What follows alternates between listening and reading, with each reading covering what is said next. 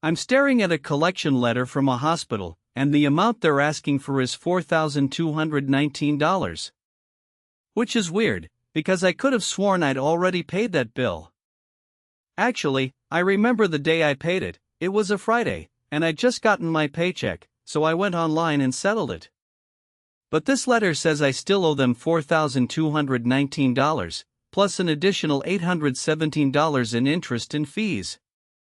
That feeling you get when you're staring at a bill you know you've already paid? It's like a punch to the gut.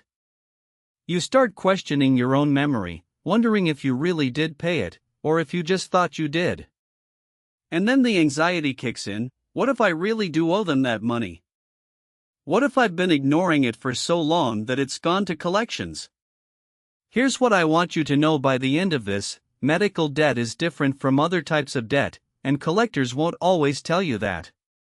They won't tell you that you have rights, that you can negotiate, and that sometimes you can even get the debt completely forgiven.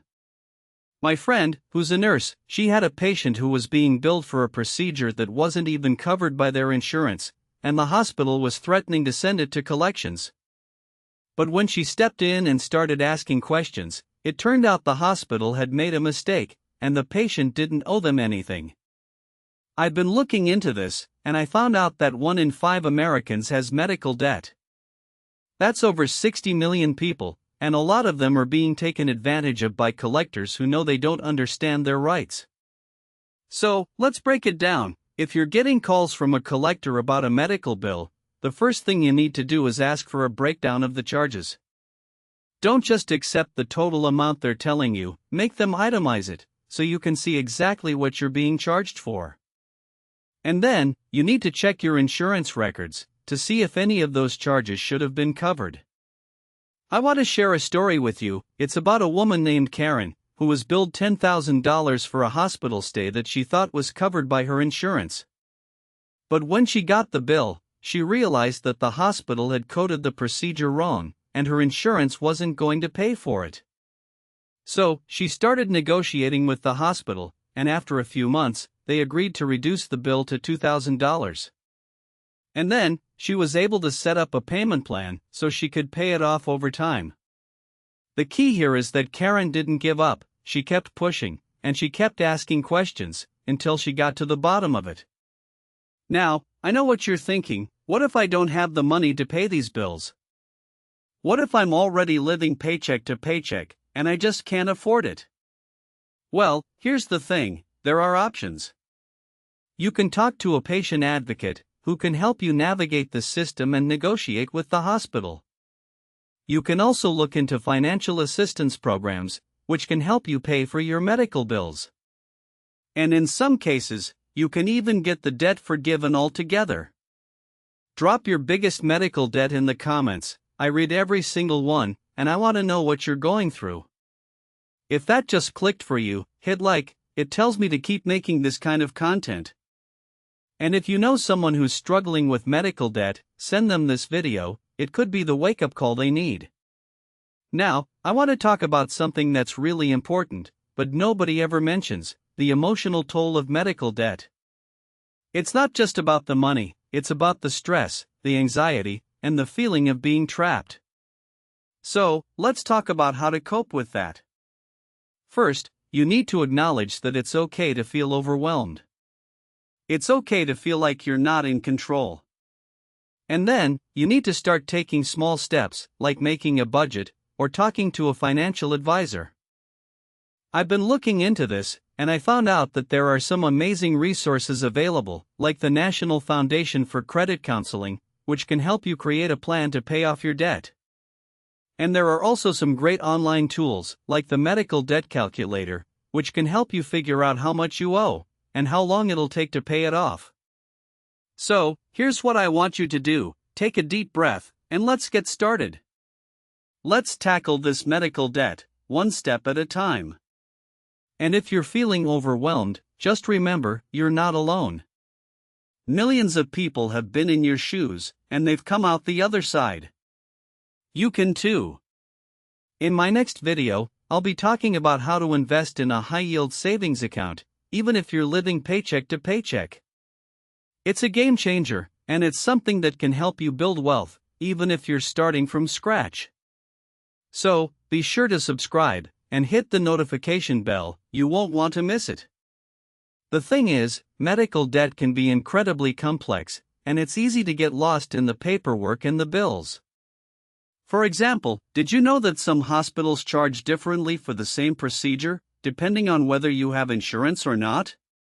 It's called a charge master rate, and it can be up to 10 times higher than the actual cost of the procedure. So, if you're being billed $10,000 for a procedure, but the actual cost is $1,000, that's a huge discrepancy. And if you don't know to ask about it, you could end up paying way more than you need to. I've also found that some medical bills can be negotiated down by as much as 50% or more. For instance, a friend of mine was billed $5,000 for a surgical procedure, but after negotiating with the hospital, they were able to reduce the bill to $2,500. And in some cases, you can even get the debt forgiven altogether. I've heard of cases where patients have been billed for procedures that weren't even necessary, or where the hospital has made an error in billing. So, it's always worth asking questions and pushing for a better deal. It's also worth noting that medical debt can affect your credit score, which can make it harder to get loans or credit in the future.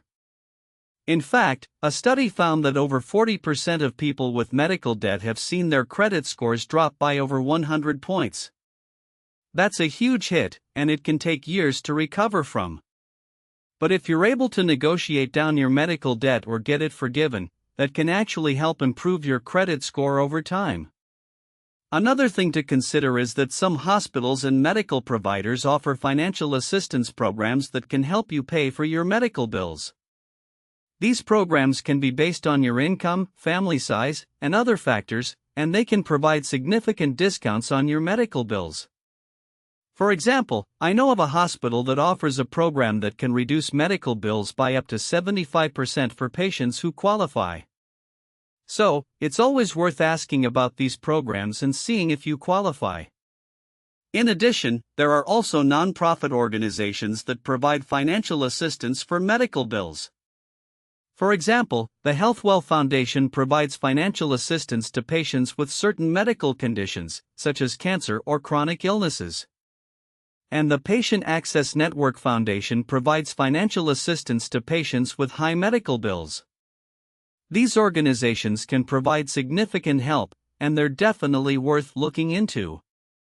I've also found that keeping track of your medical bills and expenses can be a huge help in navigating the system. For example, you can keep a spreadsheet or a journal to track your bills, payments, and correspondence with medical providers. This can help you stay organized and ensure that you're not missing any payments or deadlines.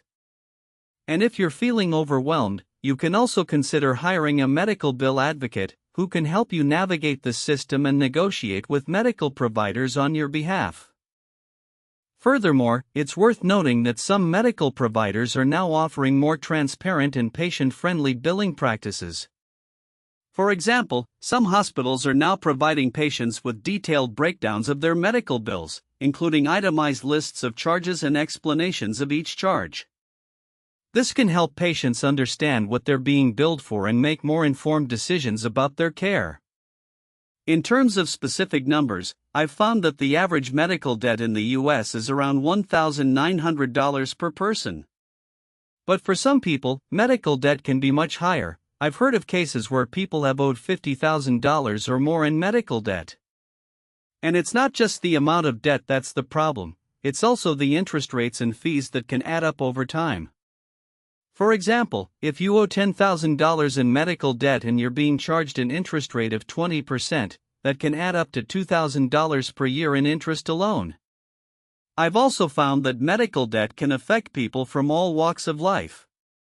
For example, a study found that over 50% of people with medical debt have incomes above $50,000 per year.